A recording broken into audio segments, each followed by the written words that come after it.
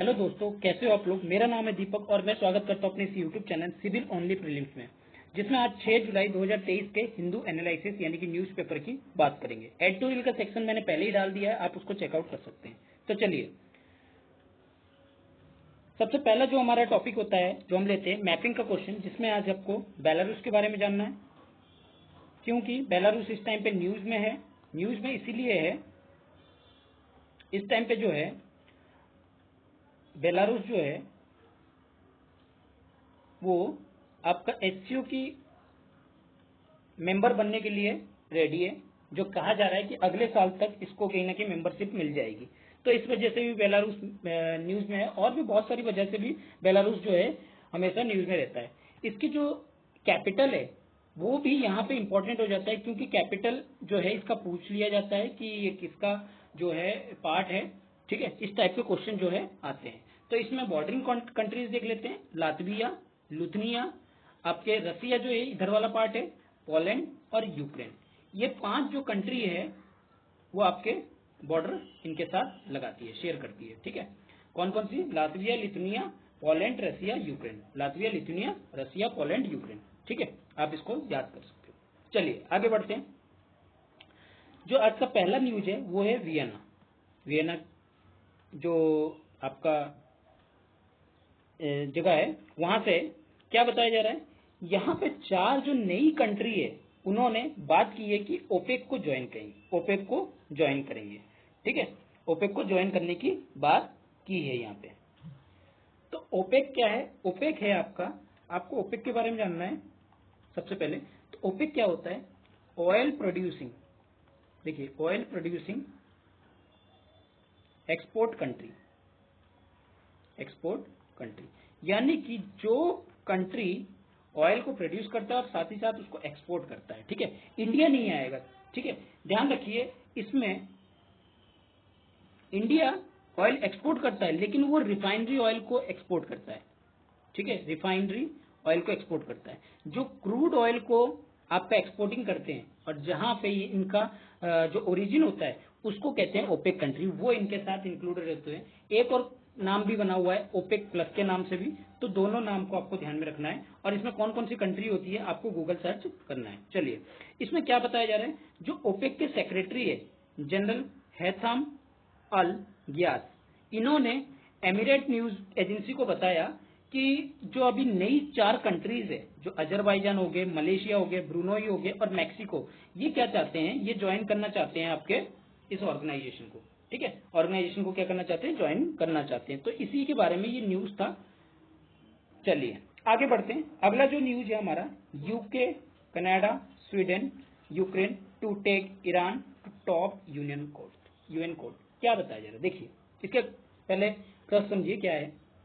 क्या हुआ, 2021 में 20 में एक यूक्रेन जो पैसेंजर जेट था, ठीक है, उसमें क्या थे, 176 जो पैसेंजर थे वो बोर्ड थे।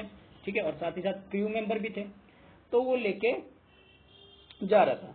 तो ईरान ने क्या किया, उसको जैसे ही टेक ऑफ कर रहा था, टेक ऑफ करने के टाइम पे उसको उड़ा दिया। तो वहां पे जो लोग थे उनकी डेथ हो गई, और उन लोगों की तो डेथ हुई, साथ ही क्रू मेंबर्स की भी वहां पे डेथ हो गई। अब यहाँ पे इतने सारी कंट्रीज क्यों है इसके साथ? क्योंकि इनके लोग क्या थे, उस प्लेन में थे। ठीक है, उस जो जेट में थे, वो पैसेंजर जेट की जो प्लेन थी, उसमें ये इनके जो लोग थे वो बैठे हुए थे। अब ये चाहते हैं कि भैया इन लोगों को जो है कंपेंसेट किया जाए। ठीक है, इनके लिए जो है मुआवजा जो है दिया जाए। तो इसके लिए वो क्या किए, आपके यूएन के टॉप कोर्ट पे गए। ठीक है, और साथ ही ये बताया जा रहा है कि जब इस चीज के बारे में स्टार्टिंग में, यानी कि जब ये इंसिडेंट हुआ, वहां पे जब इसको ईरान को गलत ठहराया गया कि उसने ऐसा किया, तो वो कुछ दिनों से तक तो मानने को तैयार नहीं था। लेकिन बाद में क्या हुआ, इसको मानने के लिए तैयार हो गया और कहा ये हमारी मिस्टेक के वजह से हुआ है। हमने इसको क्या समझे कि जो यूएस की 737-800 जो है, वो बोइंग जो था वो एक क्रूज मिसाइल था, इसीलिए हमने इसको मारे। ठीक है, यानी कि इसके ऊपर अटैक किए। तो यही पूरे जो था इसका कॉन्टेक्स्ट था। अब इसके जो आर्टिकल में लिखा है कॉन्टेक्स्ट उसको पढ़ लेते एक बार। United Kingdom, Canada, Sweden, Ukraine, इन्होंने क्या किया, एक लॉन्च किया एक केस को, कहां पे, हाईएस्ट कोर्ट में, जो यूएन की सबसे बड़ी कोर्ट है वहां पे। जो क्या था केस कि downing in 2022 Ukraine passenger jet and death 176 passenger. उन्होंने क्या किया था, एक प्लेन को क्या किया था, क्रैश कर दिया था, डाउनिंग कर दिया था, मतलब गिरा दिया था, जिसमें जो यूक्रेनियन पैसेंजर थे, पैसेंजर जेट थे, वो क्या कर रहा था, टेक ऑफ कर रहा था, और वहां पे 176 पैसेंजर की क्या होगी, डेथ होगी, और साथ ही साथ उनके क्रू मेंबर्स की।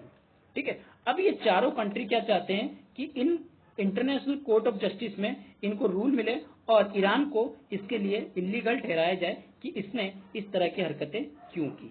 ठीक है, और साथ ही साथ इनको माफी भी मांगना चाहिए और कंपनसेट भी करना चाहिए, जो इनके विक्टिम्स है, जो फैमिली के विक्टिम्स है, उनको कंपनसेट भी करना चाहिए।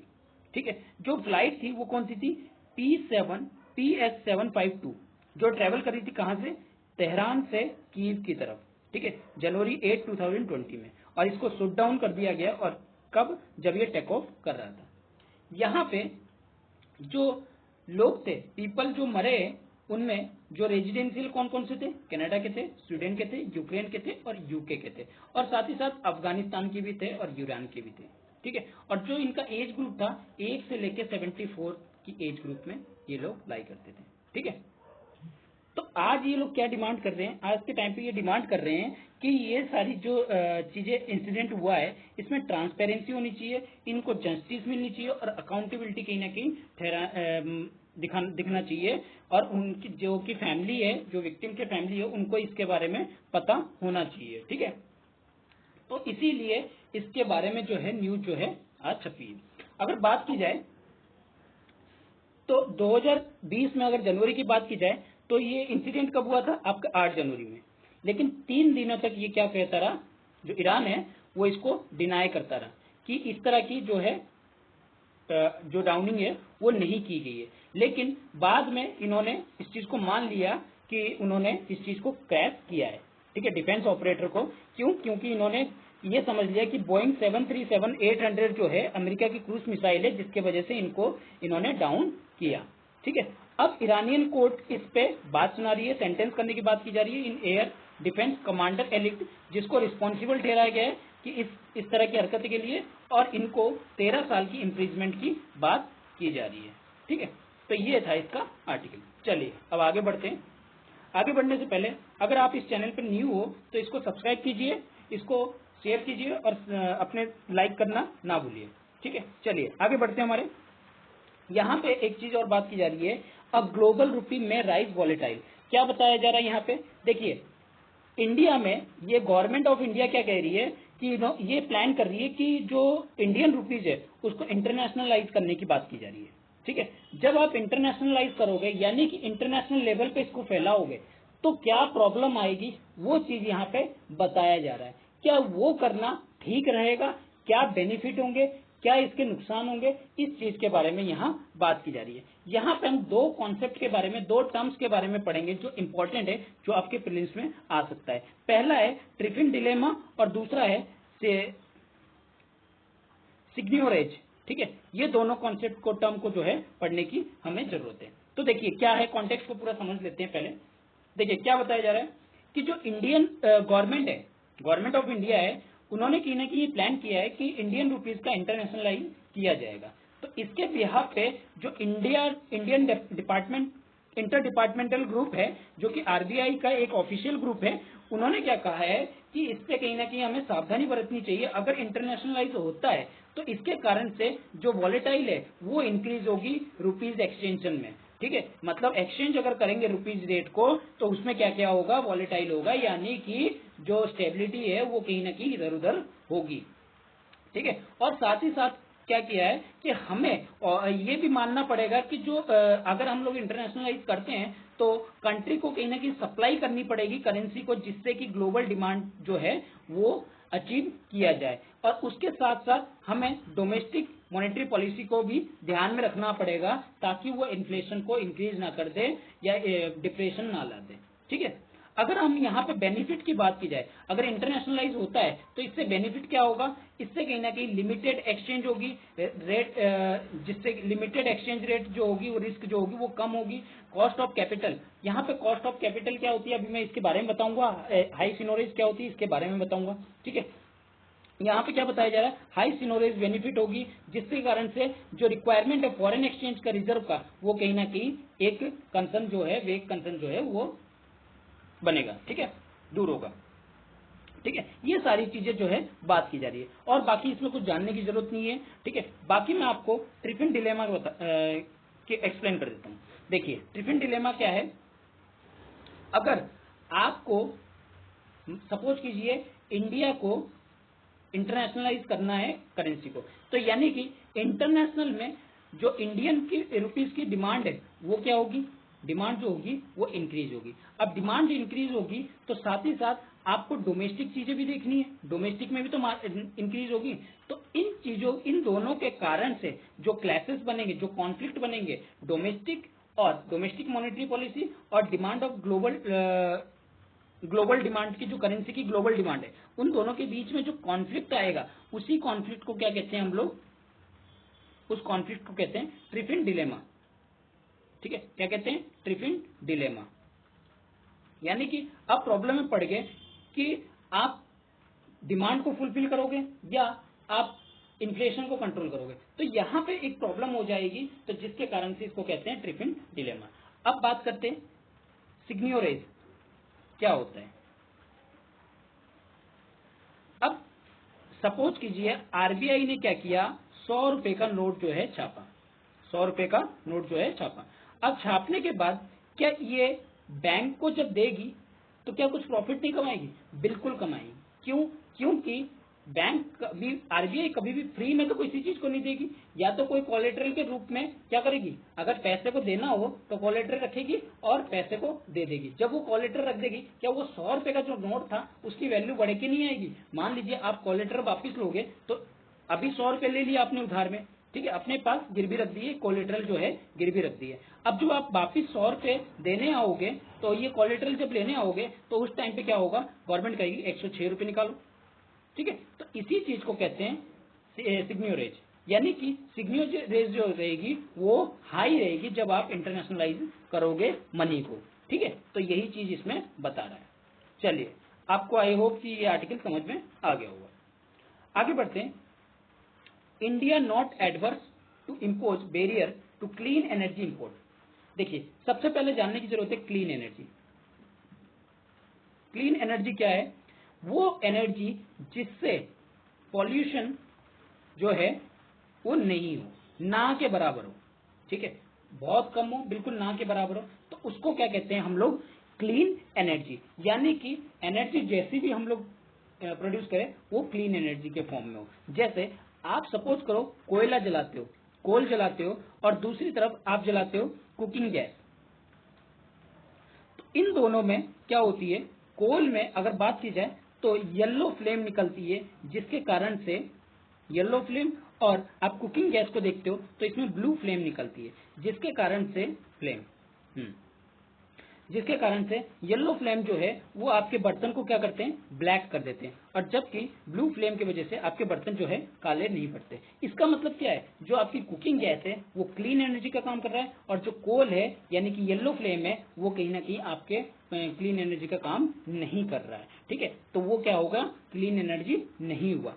तो यहाँ पे इंडिया की पोटेंशियल क्या है, इंडिया बात किस चीज का कर रहा है, यहाँ बात कर रहा है इंडिया जो है किसी तरह की बैरियर नहीं लगाना चाहता है क्लीन एनर्जी पे इंपोर्ट के लिए, ठीक है। India not adverse to imposing barrier to clean energy. लेकिन जो स्टेप लिया जा रहा है बाहर की कंट्रीज द्वारा, जैसे यूरोपियन यूनियन हो गया या अलग कंट्रीज द्वारा, कि वो कह रहे हैं कि इंडिया के प्रोडक्ट को यहाँ पे वहां पे इंपोर्ट नहीं करने देंगे, तो उस वजह से इंडिया क्या कह रहा है, अगर इंडिया को भी कहीं ना कहीं इम्पोज लगाने की, बैरियर लगाने की पड़ी, तो वो भी क्या कर सकता है, लगा सकता है। ये नहीं कि सिर्फ आप ही लगा सकते हो, हम भी लगा सकते हैं, ठीक है। यहाँ पे इसी चीज को रिफ्लेक्ट कर रहा है। तो यहाँ और एक चीज की बात की गई है कि इंडिया जो है अपनी ग्लोबल जो पार्टनरशिप है उसको बढ़ाना चाहता है, किससे, नेशनल ग्रीन हाइड्रोजन मिशन के तहत। यानी कि वो हाइड्रोजन को क्या करना चाहता है, सप्लाई करना चाहता है, अलग अलग कंट्रीज में एक्सपोर्ट करना चाहता है, और इंडिया जो है एक अचीव करना चाहता है कि वो ग्रीन एनर्जी रिन्यूएबल एनर्जी का या ग्रीन एनर्जी का एक हब बन रहा है। ठीक है, तो यही चीज यहाँ पे बताया जा रहा है। अब इसके कॉन्टेक्स्ट को देख लेते हैं, थोड़ा इसको इरेज कर देते हैं।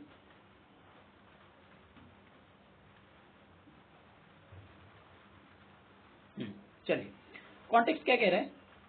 Union power minister R K Singh ने क्या बताया, वेडनेसडे को इन्होंने बताया कि हम भी पीछे नहीं हटेंगे अगर बैरियर लगाना होगा किस पे, वेस्टर्न इंपोर्ट के लिए। अगर क्लीन एनर्जी का अगर वेस्टर्न इंपोर्ट हो रहा है तो उसके लिए बैरियर लगाने से हम भी पीछे नहीं हटेंगे।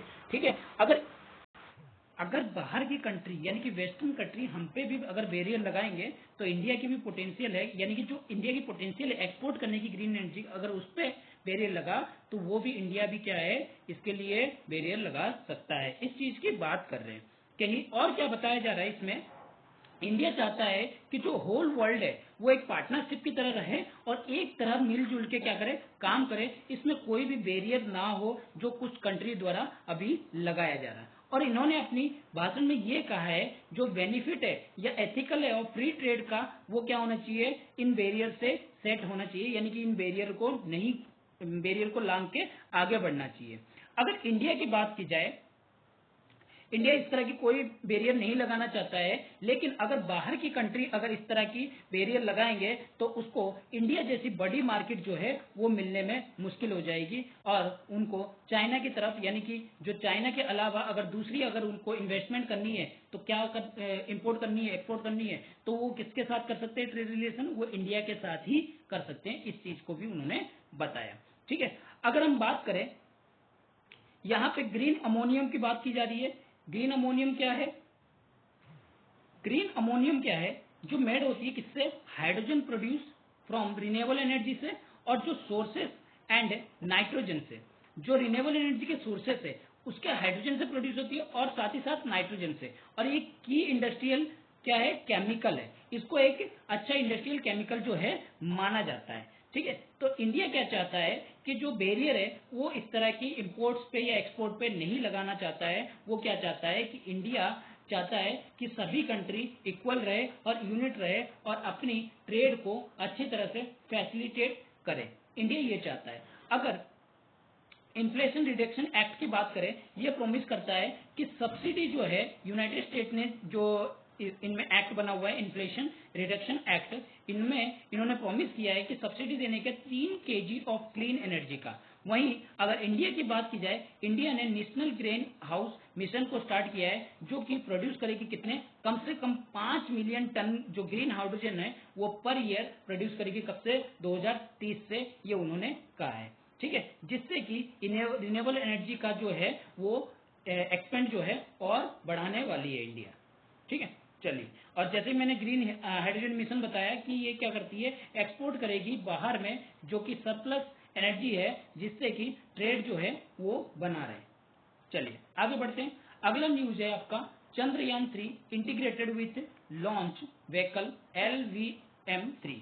क्या बताया जा रहा है, यहाँ पे इंडिया जो है चंद्रयान-3 को जो है लॉन्च करने वाला है। ठीक है, अब वो लॉन्च जो करेगा वो कब करेगा, इसकी कोई डेट फिक्स नहीं है, लेकिन इन्होंने कहा है जुलाई 12 से लेकर जुलाई 19 के बीच में एक लॉन्च विंडो जो है वो बन रहा है, और इस टाइम पे वो लॉन्च करने की बात कर रहे हैं। इसमें लॉन्च व्हीकल जो है इस्तेमाल जो की जाएगी वो कौन सी की जाएगी, व्हीकल मार्क 3 जो LVM-3 है वो यूज की जाएगी। उन्होंने इसको वेडनेसडे को इन्फॉर्मेशन दी। अगर इसरो की बात करें तो ये क्या बता रहे हैं कि जो 12 जुलाई से लेकर 19 जुलाई के बीच में जो है एक टाइम बन रही है, लॉन्च विंडो बन रहा है, उस टाइम पे ये करने वाले हैं, ऐसा वो पॉसिबिलिटी डेट जो है बता रहे हैं। कोई फिक्स डेट नहीं है ये। ठीक है, अगर चंद्रयान-3 की बात करें, ये तीसरी मून मिशन है। इससे पहले 2 मून मिशन हो चुके हैं, चंद्रयान-1 और चंद्रयान-2, जिसमें चंद्रयान-2 जो है हमारा फेलियर जो हुआ था, क्योंकि उसके लैंडर और रोवर जो है वो लैंडिंग के बाद काम नहीं किए थे।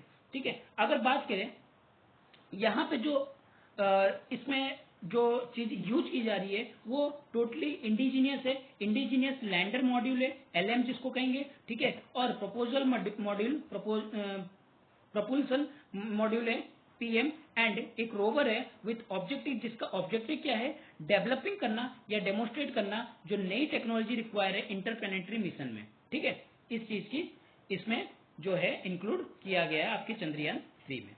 अगर बात की जाए इसरो की, इसरो के अनुसार क्या बताया जा रहा है, जो लैंडर है उसकी कैपेबिलिटी क्या है कि वो सॉफ्ट लैंड करेगा कहाँ पे, लूनर साइट में, और डिप्लॉय करेगा किसको, रोवर को। ध्यान रखना डिप्लॉय होगा कौन सा, रोवर, और लैंड कौन करेगा, आपका लैंडर जो है वहां पे उसको लैंड करेगा और रोवर को वहां पे डिप्लॉय कर देगा।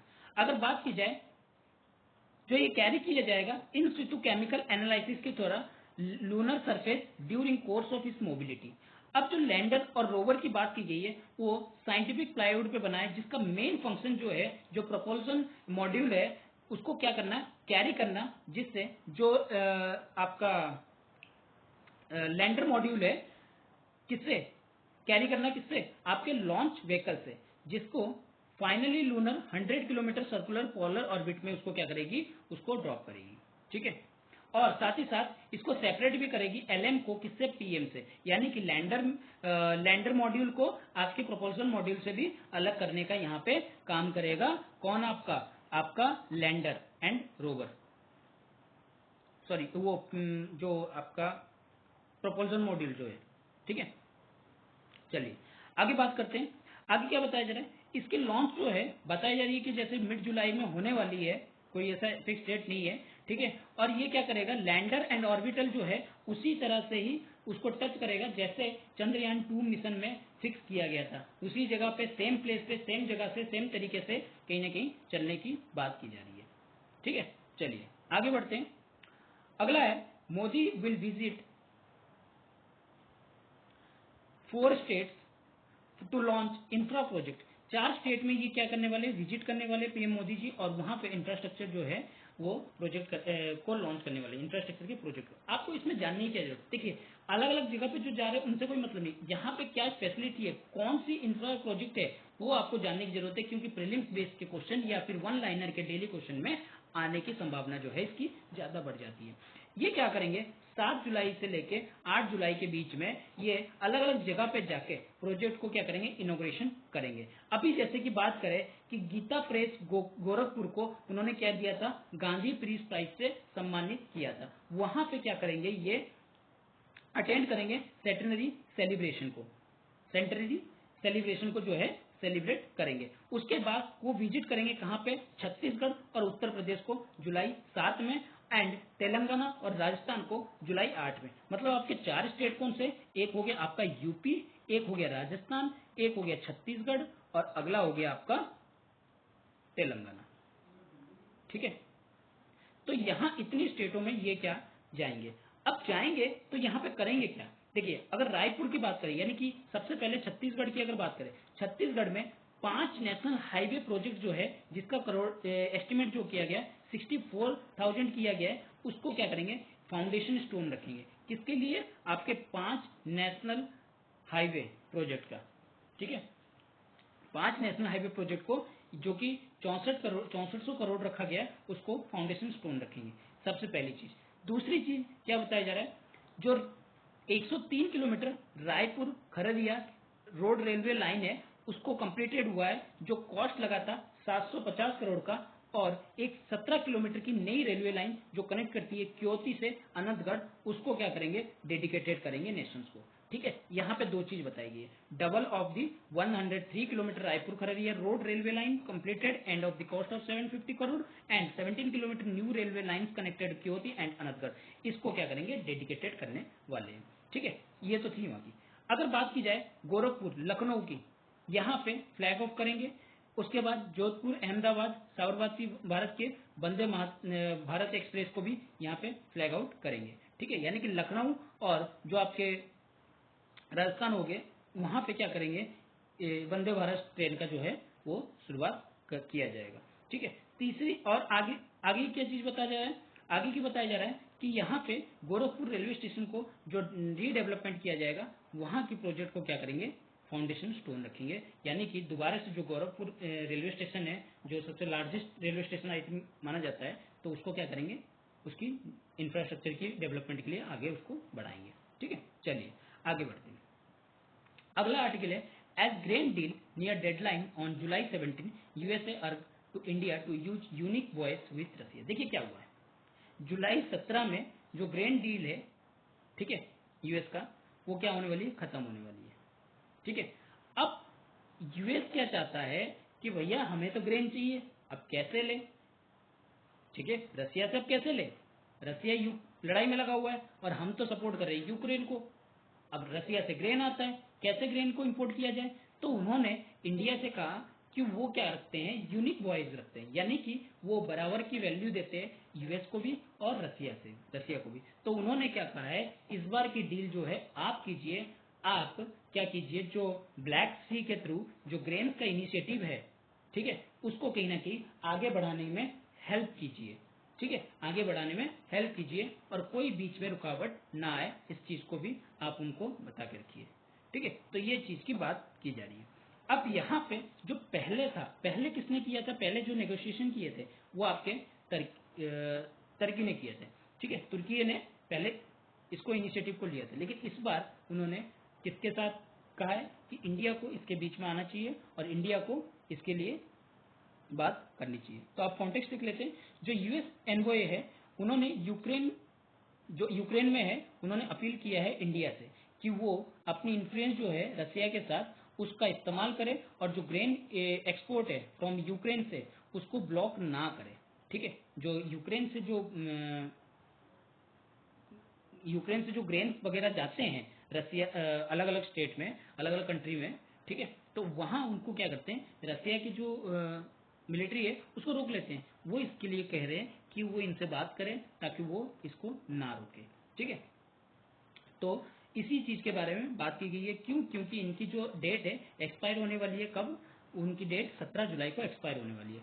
तो इंडिया का जो लीडर्स है वो यूनिक वॉइस रखते हैं। देखिए यहाँ पे बात खुद यूएस के एनवॉय कर रहे हैं कि इंडिया कहीं ना कहीं बराबर का यूनिक वॉइस रखता है सभी के लिए और जितने भी डेवलपिंग कंट्री है उनको एनकरेज करता है और साथ ही साथ continuation and expansion of black grain initiative को इंश्योर करे, जिससे कि जो वर्ल्ड में जो लोग हैं उनको फूड सिक्योरिटी जो है ना झेलनी पड़े, अनसिक्योरिटी जो है ना झेलनी पड़ी। ठीक है, इस बात को उन्होंने कहा है और कहा है जो लास्ट ईयर था टर्की ने ब्रोक किया था, डील को फैसिलिटेट किया था, United Nation secretary general Antonio Guterres ने इनको एग्री किया था कि अलाउ करे दोनों कंट्री को कि वो एक्सपोर्ट करे ग्रेन्स को। रसिया तो कंसिस्टेंटली क्या कर रहा है, कंप्लेन कर रहा है कि उसके जो शिप्स है उस एक्सपोर्ट की, उसको क्या किया जा रहा है, ब्लॉक किया जा रहा है। रशियन मिनिस्ट्री ने जो foreign affair ministry of foreign affairs है उन्होंने वार्न भी किया है ट्यूसडे को कि ये कोई मतलब ही नहीं बनता है कि फर्दर एक्सटेंशन की, क्योंकि अगर एक बार एक्सटेंशन दे दिया तो इसका मतलब ये नहीं कि हम अगली बार भी एक्सटेंशन दे देंगे। एक बार एक्सटेंशन उन्होंने 2 महीने पहले ही दिया था, मई 2023 में, अब देने की बात से थोड़ा सा इतरा है। ठीक है, अब सिचुएशन जो है नॉर्मलाइज करने की बात की जा रही है, around normalise Russian food and fertiliser को करने की बात की जा रही है कि वर्ल्ड मार्केट में इसकी सप्लाई जो है ना रुके। ठीक है, तो यही चीजें इसमें पूरी डिटेल में दे रखा है और कुछ नहीं है। ठीक है, आई होप कि आपको ये कॉन्टेक्स्ट जो है समझ में आ गया होगा। इस चीज को आप क्या कर सकते हैं, मेंस के आंसर राइटिंग में लिखने में हेल्पफुल होगी। किस तरह से जो यूएस के एनवॉय है वो यूक्रेन से अपील कर रहे हैं, सॉरी रसिया से अपील कर रहे हैं कि आप यूक्रेन से आने वाली या अपनी जो आने वाले जो ग्रेन्स की डील है, जो ब्लैक सी थ्रू ग्रेन्स आप भेजते हो उसको कहीं ना कहीं स्टॉप ना करें, उसको जाने दें। ठीक है, चलिए आगे बढ़ते हैं। अगला न्यूज है the boost to Taiwan to set up office in Mumbai. क्या बताया जा रहा है, ताइवान ने अभी तक क्या किया है, 3 ऑफिस को सेट किया है। कहाँ कहाँ पे, आपके सबसे पहला है 3 ऑफिस को, 2 ऑफिस को सेट कर चुका है, 1 ऑफिस को और सेट करने वाला है। 2 ऑफिस जो सेट किया है वो आपकी चेन्नई में है जो 2012 में सेट किया था, एक है आपकी दिल्ली में जो 1995 में किया था, जो क्या दिखाता है, तेपई इकोनॉमिक कल्चर सेंटर। इनको क्या करने के, स्थापित करने की बात कर रहा है। और वो रिसेंटली में क्या कहा है कि मुंबई में भी हम एक इस तरह के तेपई इकोनॉमिक एंड कल्चर सेंटर को TECC जो है उन्होंने कहा है कि उसको स्टैब्लिश करेंगे, जिससे इंडिया और ताइवान का जो डिप्लोमेटिक फॉर्मल रिलेशन है वो क्या हो सके, ज्यादा लेवल तक बढ़ सके, यानी कि प्रमोट हो सके। ठीक है, जिससे सिग्निफिकेंट प्रोग्रेस जो है इनके डोमेन में आ सके। अब इन्होंने ये चीज तो कही, साथ में इन्होंने ये कहा, साथ में ये चीज भी बात रहती है कि चाइना का कंसर्न नहीं होगा क्या। देखिए, अगर इंडिया और ताइवान के रिलेशन को बात करें, इंडिया और ताइवान ने क्या किया, फॉर्मली कोई रिलेशनशिप नहीं बनाया, कोई डिप्लोमेटिक रिलेशन फॉर्मली कोई एम्बेसी नहीं खोल के बैठा है, वो आज भी वन चाइना पॉलिसी को मानता है इंडिया। तो इसीलिए उसने, इंडिया ने क्या कहा है कि इस तरह के जो इनिशिएटिव है, इसको चाइना के साथ रिलेशन से कोई फर्क नहीं पड़ेगा, हम चाइना के अगेंस्ट में नहीं जा रहे। ये सबसे पहली बार कब हुआ था, 1995 में हुआ था, और अब तक भी चल के आ रही है। तो इसीलिए यहाँ पे अगर ये मुंबई में ओपनिंग करना चाहते हैं तो इससे चाइना को कोई प्रॉब्लम नहीं होनी चाहिए, और साथ ही साथ इंडिया इस चीज के लिए इसकी जो हेल्प करे ताइवान की, ताकि वो इस चीज को ग्रो को, इस जो इकोनॉमिक कल्चर सेंटर है उसको ग्रो करने में हेल्प करे। ठीक है, जिससे क्या होगा, इनके जो कल्चरल रिलेशन है, ठीक है, बहुत सारी सिग्निफिकेंट प्रोग्रेस देखी जाएगी। क्या क्या, न्यूमेरिक डोमेन में, ठीक है, इकोनॉमिक में देखी जाएगी, ट्रेड में, साइंस में, टेक्नोलॉजी में, और क्रिटिकल सप्लाई ऑफ चेन में, इनमें कहीं ना कहीं डिप्लोमेटिक रिलेशन जो है वो कहीं ना कहीं अच्छी देखी जाएगी। ठीक है, और ये भी बताया जा रहा है जो इंडिया है उसको टीईसी को मुंबई में स्टैब्लिश करने में हेल्प करेगी, जिससे कि दोनों ही कंट्री को ट्रेड और इन्वेस्टमेंट की अपॉर्चुनिटी में हेल्प मिल सके। और इंडिया इस पे भी काम करेगी कि वो वीजा सर्विस को भी प्रोवाइड करे परफेक्ट और डॉक्यूमेंटेशन के ऑथेंटिकेशन के साथ, और इमरजेंसी असिस्टेंस भी प्रोवाइड करेगी किसको, बिजनेस पीपल को, टूरिस्ट को, और ताइवानीज नेशनलिस्ट को जो वेस्टर्न इंडिया में आएंगे। ठीक है, वेस्टर्न इंडिया यानी कि मुंबई की तरफ। ठीक है, तो तीसरी Taipei economic and cultural centre कहाँ पे स्टेब्लिश होने वाली है, आपकी मुंबई में। पहले का वो कहाँ हुई थी, दिल्ली में और चेन्नई में। ठीक है, अब यहाँ पे बताया जा रहा है Chennai office in 2000 their instrument southern India becoming hub of Taiwan investment, यानी कि ये एक हब बन चुका है आज के टाइम पे। इसीलिए इंडिया क्या करना चाहता है, इंडिया भी और ताइवान भी इसको और ज्यादा एक्सपेंड करना चाहते हैं। मेजर एक्सपेंशन और नंबर ऑफ रीजन, बहुत सारे रीजन है। सबसे पहली बात तो क्रिटिकल जो मासेस है या मोर इम्पोर्टेंट ये, ठीक है, उन चीज के लिए अगर बात की जाए, जो यहाँ से आने वाली इन्वेस्टमेंट है, जैसे कि आपके जो हमारे सेमीकंडक्टर वगैरह होते हैं या फिर इलेक्ट्रॉनिक चीजें होती, गैजेट्स होती है, ये कहीं ना कहीं जो हम लोग है इंपोर्ट करते हैं कहाँ से, आपके ताइवान से। तो ये कहीं ना कहीं चाइना की रिलेशन को, ताइवान के रिलेशन को और ज्यादा स्ट्रेंथ करने का काम करेगा। ठीक है, चलिए आगे बढ़ते हैं। तो इससे प्रॉब्लम कहीं ना कहीं, देखिए, प्रॉब्लम अगर होना था चाइना को तो पहले हो जाता, लेकिन अब ऑफिस पहले भी हमने ओपन कर रखे, तो चाइनीज को इससे कोई प्रॉब्लम नहीं होने वाली है। चाइना और इंडिया की रिलेशन वैसी चलने वाली है जैसे पहले चल रही थी। ताइवान का इसमें कोई इंटरफेरेंस नहीं है, वो किसी तरह का डिप्लोमेटिक रिलेशन के लिए बात नहीं कर रहा है, वो एक सेंटर ओपनिंग करना चाहता है जिससे कि ट्रेड और रिलेशन यही बढ़े बस। ठीक है, चलिए आगे बात करते हैं। अगला जो टॉपिक है, pay half of fine to informer court to bid to spur animal protect. क्या बताया जाए, देखिए क्या हुआ था, केस समझिए। एक केस हुआ था जिसमें हनुमानगढ़ डिस्ट्रिक्ट में, राजस्थान में, जहां पे क्या बताया गया, एक चिंकारा को क्या किया, मारा गया। चिंकारा जो है राजस्थान की, चिंकारा को या इंडियन गेजल को, ये स्टेट एनिमल है किसका, राजस्थान का। तो इस तरह के क्वेश्चन जो है आ सकते हैं। ठीक है, इसको जो प्रोटेक्शन मिली है वो वाइल्ड लाइफ प्रोटेक्शन एक्ट 1972 के हिसाब से मिली हुई है।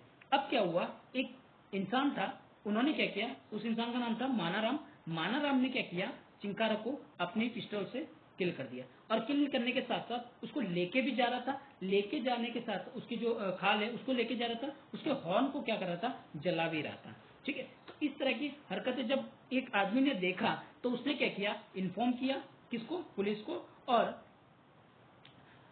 उन्होंने जब उनका नाम क्या था, बिश्नोई।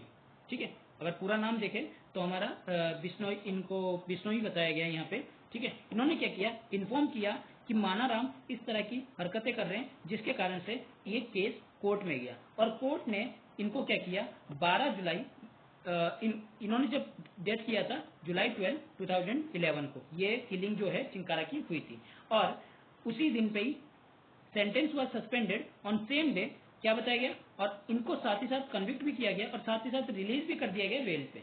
ठीक है, तो ये चीज बता रहे हैं। उसके बाद मानाराम ने क्या किया,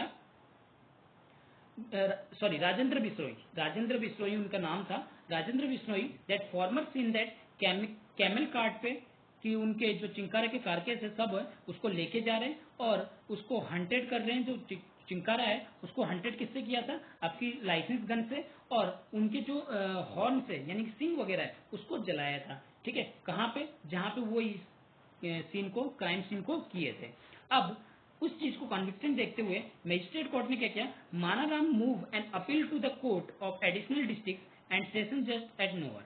तो उसके खिलाफ में मानाराम ने क्या किया? अपील किया किस पे? कोर्ट में, जो एडिशनल डिस्ट्रिक्ट एंड सेशन जज जो थे वो नोहार में। ठीक है, जज जो राजेंद्र चौधरी थे उन्होंने कहीं ना कहीं कन्विक्ट माना और सेंटेंस दिया मंडे को, जबकि डिसमिस किया कि अपील को, उनकी जो अपील है उनको डिसमिस कर दिया और उनको बताया गया कि आप 50% अमाउंट जो है वो पेड कीजिए। किसको? मिस्टर बिश्नोई को, एज ए प्राइस के रूप में। क्यों? क्योंकि उन्होंने इस तरह की इंफॉर्मेशन दिया जिससे लोगों के बीच में इस तरह की अवेयरनेस जो है बढ़ेगी। बढ़ने के साथ साथ लोग अवेयर होंगे और इस तरह की हरकत करने से पीछे हटेंगे। ठीक है, इस तरह से इस केस को जो है बताया गया।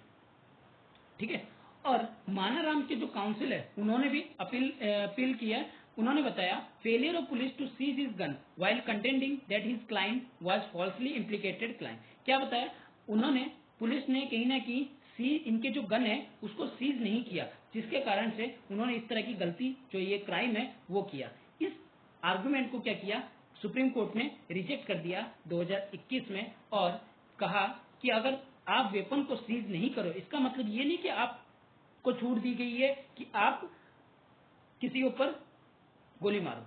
ठीक है, तो ये चीज इसमें कोर्ट ने बताया और कोर्ट ने कहा कि इन्होंने 12 पेज की जजमेंट दिया, जिसमें वाइल्ड लाइफ प्रोटेक्शन एक्ट जो डिक्लेयर है hunting schedule species wild life को, इसको ऑफेंस माना और इसको एक इंसिडेंट ऑफ किलिंग माना, जिससे कि इनको सजा मिली। और कोर्ट ने साथ ही साथ मिस्टर बिश्नोई को, यानी जो राजेंद्र बिश्नोई है उसको प्रेज किया, उनकी प्रशंसा की कि इस तरह की क्राइम को आपने टाइमली इन्फॉर्म किया और इनके वजह से इनको प्राइज देने की बात की गई है।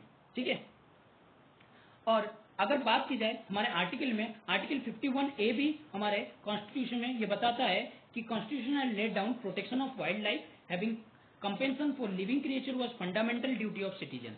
कि आर्टिकल 51 के तहत एक फंडामेंटल ड्यूटी है लोगों की कि वाइल्ड लाइफ की प्रोटेक्शन होनी चाहिए। तो आप इस चीज को क्या कर सकते हो? एथिक्स के पेपर में इंक्लूड कर सकते हो। एथिक्स के जो आप केस स्टडी अगर लिखते हो तो इस केस स्टडी को आप इंक्लूड कर सकते हो। ठीक है, चलिए आगे बढ़ते हैं। Cabinet got gives nod to data protection bill.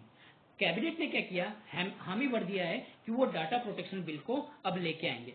कब लेके आएंगे? जो आपका मॉनसून सेशन स्टार्ट होने वाला है जुलाई से, उसमें इसको कहीं ना कहीं लाने की बात की जा रही है। अब इसमें क्या लिखा है इसके बारे में कोई डिटेल नहीं है, लेकिन इन्होंने बताया, इन्होंने पहले पब्लिक डोमिनियंस में रखा था और उनमें 20,000 के कमेंट्स कम से कम आए हैं, उनको इनमें इंक्लूड नहीं किया है।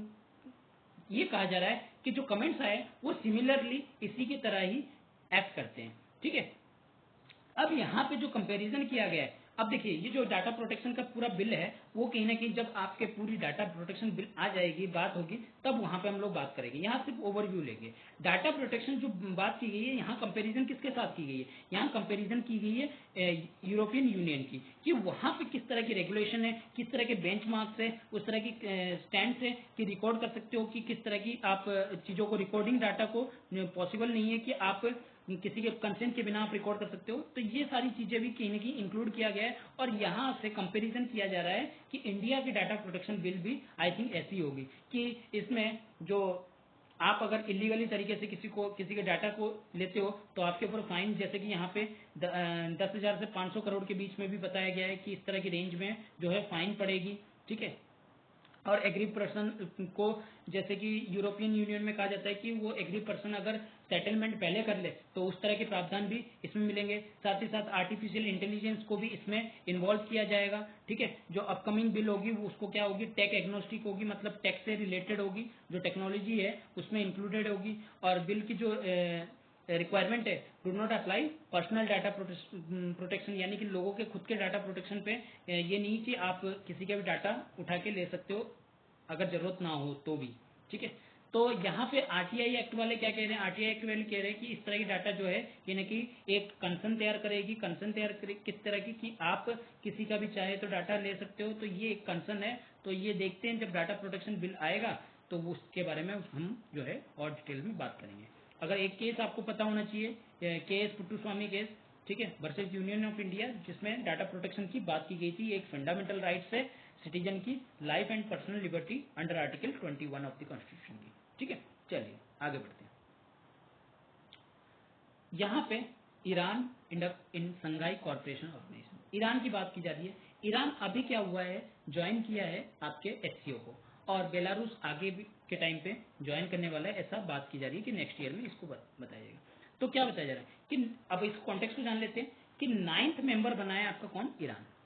और ये क्या दिखाता है, ये कहीं ना कहीं हमारे जो अभी एससीओ की मीटिंग हुई थी 4 जुलाई को, उसमें नरेंद्र मोदी ने ज्यादा स्ट्रेस दिया और कहा कि जो ज्यादा रिप्रेजेंटेशन है वो कहीं ना कहीं मल्टीपोलर वर्ल्ड को दिखा रहा है ग्लोबल इंटरेस्ट के।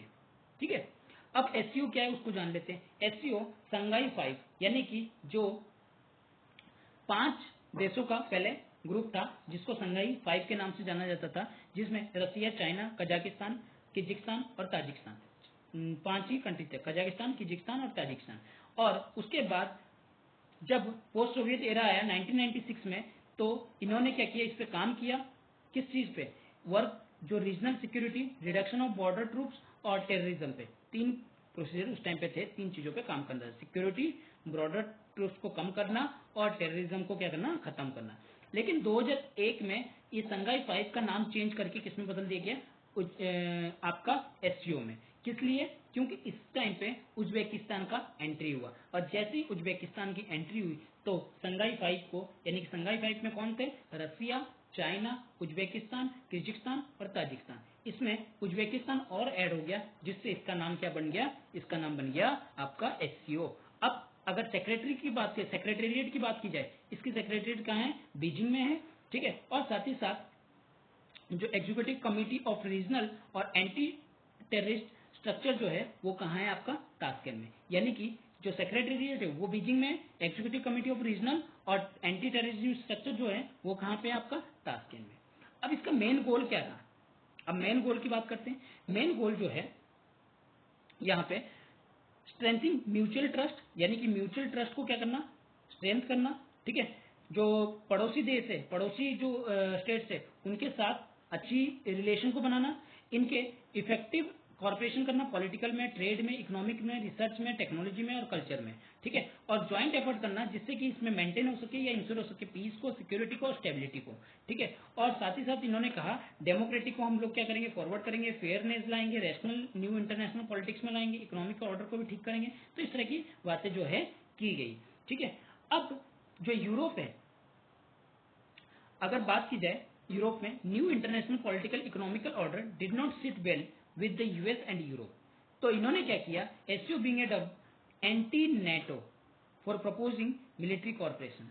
ठीक है, एंटी नेटो जो है उन्होंने बनाया फॉर प्रपोजिंग मिलिट्री कॉर्पोरेशन। तो क्या बताया गया, ये कंसर्न था कि इनकी जो सैंक्शंस है उसको क्या किया जाए, हाई किया जाए। जो रसिया है, किस वजह से, जो रसिया का एक्शन है क्रीमिया के ऊपर, और चाइना का जो उसके साथ ऐड जो मिल रहा है, मतलब किसको, रसिया को, कि वो क्रीमिया पे और अटैक करे। ठीक है, और साथ ही साथ 400 बिलियन का जो इन्होंने क्या किया, गैस पाइपलाइन भी एग्रीमेंट को साइन किया। ये सब कहीं ना कहीं कंसर्न बने हुए हैं इस टाइम पे सबसे ज्यादा। सबसे पहले तो रसिया का एक्शन क्रीमिया पे, और जो चाइना को उसकी तरफ एड प्रोवाइड करना रसिया को, और साथ ही साथ जो 400 बिलियन गैस पाइपलाइन का एग्रीमेंट जो है वो साइन किया है, वो सब अभी टाइम पे ज्यादा हाइट पे है। ठीक है, अगर बात की जाए आगे की, इंडिया और पाकिस्तान जब इसको ज्वाइन करते हैं, एससीओ को कब ज्वाइन करते हैं, पहले ये ऑब्जर्वर स्टेट के फॉर्म में थे 2005 में, 2017 में इन्होंने फुल मेंबरशिप ले ली। लेकिन इंडिया और पाकिस्तान की जो है, जो टाइज है वो पहले से ही कट ऑफ हो रखी थी 2014 से ही। ठीक है, उनके बीच में बातचीत बनता, ट्रेड बनता, बहुत ही कम नाम आत की ट्रेड रह गई थी। और दोनों ही कंट्री कंस्टिट्यूंटली अटेंड कर रहे थे जो एससीओ की मीटिंग है, 3 काउंसिल की जो मीटिंग है, उसको बराबर बराबर तरीके से अटेंड कर रहे थे। कौन कौन सी? एक हेड ऑफ स्टेट की मीटिंग है, हेड ऑफ गवर्नमेंट की मीटिंग है, और काउंसिल ऑफ फॉरेन मिनिस्टर की मीटिंग है, उसको कहीं ना कहीं कंसिस्टेंटली मीटिंग को अटेंड कर रहे थे। ठीक है। अगर हम बात करें इंडिया और पाकिस्तान के बीच में क्या है, आर्म फोर्स जो है अभी भी मिलिट्री में हिस्सा लेती है, जिससे कि एंटी टेररिज्म एक्सरसाइज को दोनों ही मिलिट्री ग्रुप क्या करना चाहती है, रोकना चाहती है। ठीक है, दोनों ही मिलकर उस चीज पे काम कर रही है। जो एससीओ की रीजनल एंटी टेरिटरी स्ट्रक्चर है, उसका ये दोनों ही पार्ट है। ठीक है। सिर्फ पाकिस्तान ही नहीं, एससीओ भी क्या कर रहा है, फैसिलिटेट कर रहा है कि इंडिया और चाइना की जो line of actually border issue है, उसको फैसिलिटेट करने का काम करे। अब सोचिए, ये एक थोड़ी सी यहाँ पे प्रॉब्लमेटिक सिचुएशन बनी हुई है। ठीक है। अब बात की जाए, why is Iran important significant? Iran का सिग्निफिकेंस किस लिए? देखिए, एससीओ की ओरिजिनल गोल फोकस क्या है? स्टेबिलिटी लाना, सिक्योरिटी लाना। रिसेंट टाइम पे अगर बात की जाए, रिसेंट टाइम पे क्या हुआ है, डिक्लेरेशन आया है फोकस कनेक्टिविटी रीजन की, यानी कि रीजन के बीच में कनेक्टिविटी होनी चाहिए, एक कनेक्टिविटी स्ट्रेटेजी बननी चाहिए। ठीक है। और ये बन सकती है कब? चाबहार पोर्ट से। ठीक है। और चाबहार पोर्ट कहाँ है? ईरान में। ईरान में बन सकती है, जिससे कि international north south transport corridor जो है वो ईरान से होते हुए सेंट्रल एशिया होते हुए रसिया की तरफ जाएगा। ठीक है। और इसकी शुरुआत कहाँ से होगी? ईरान से ही होगी। और ये एक एससीओ का इंपॉर्टेंट माइलस्टोन है। ठीक है। ईरान को कहीं ना कहीं, ईरान की प्रेजेंस जो है ये इंश्योर करती है जो नई दिल्ली की मूव्स है सर्कमस्टेंस लैंड बेस्ड ट्रेड का through Pakistan, which has block transition trade for India. जो इंडिया के लिए ब्लॉक है, वो कहीं ना कहीं एक अच्छी सपोर्टिव बनेगी। किसके लिए? इंडिया के लिए। ठीक है, ईरान के थ्रू। अगर हम उज्बेकिस्तान प्रेसिडेंट की बात करें, सावकत मिर्जियोएव, ठीक है, इन्होंने क्या कहा, जो सेंट्रल एशिया का स्टेट्स है, वो कहीं ना कहीं जो डबल लैंडलॉक कंट्रीज है, उनको कहीं ना कहीं अब मल्टी मॉडल ट्रेड रूट मिलेगी अफगानिस्तान के पोर्ट से और पाकिस्तान के पोर्ट से। Sorry, Afghanistan two port in both Pakistan और ईरान। अफगानिस्तान से होते हुए दोनों ही पोर्ट पे मिलेगी, यानी कि पाकिस्तान पे मिलेगी और ईरान को भी मिलेगी, जिससे कि दोनों ही इनके लिए बेनिफिट होगी। ठीक है। तो यानी कि बाकी कंट्रियों का भी इसमें बहुत बेनिफिट है। और इंडिया जो है अभी भी आपको पता है चाइना की बेल्ट एंड इनिशिएटिव रोड से दूर है। ठीक है। तो जो ईरान का है एक अच्छा पार्टनर बन सकता है, जिससे कि वो टेररिज्म को जो है बंद कर सके। क्यों? ईरान जो है वो आपके अफगानिस्तान के बॉर्डर से लगता है, जिससे टेररिज्म अटैक ज्यादा होती है, और इंडिया का पाकिस्तान से। और दोनों ही देश देखते हैं आप कि किस हिसाब से टेररिज्म जो है यहाँ पे हो रहा है। ठीक है। तो इसको पुश करने में, इसको कहीं ना कहीं खत्म करने में एक अच्छा रोल निभाएगी। और बात की जा रही है कि बेलारूस को जो है नेक्स्ट ईयर भी इसमें इमेजिन किया जाएगा, एससीओ में स्टेट किया जाएगा। और इवन इंडिया को स्ट्रेस करना चाहिए अपनी टाइज किसके साथ? क्वाड के साथ, जिससे कि एक जो बैलेंसिंग अप्रोच है बन सके, ज्यादा डिफिकल्टी भी नहीं बने। ठीक है। और भी आगे भी और इस तरह की डिफिकल्टी आएगी, तो आपको भी इसके साथ बैलेंसिंग अप्रोच लेके चलना पड़ेगा। ठीक है। तो आज के लिए बस इतना ही। आई होप कि आपको आज का लेक्चर अच्छा लगा होगा। अगर ये लेक्चर अच्छा लगा तो इसको लाइक कीजिए, शेयर कीजिए और सब्सक्राइब करना ना भूलिए। Thank you.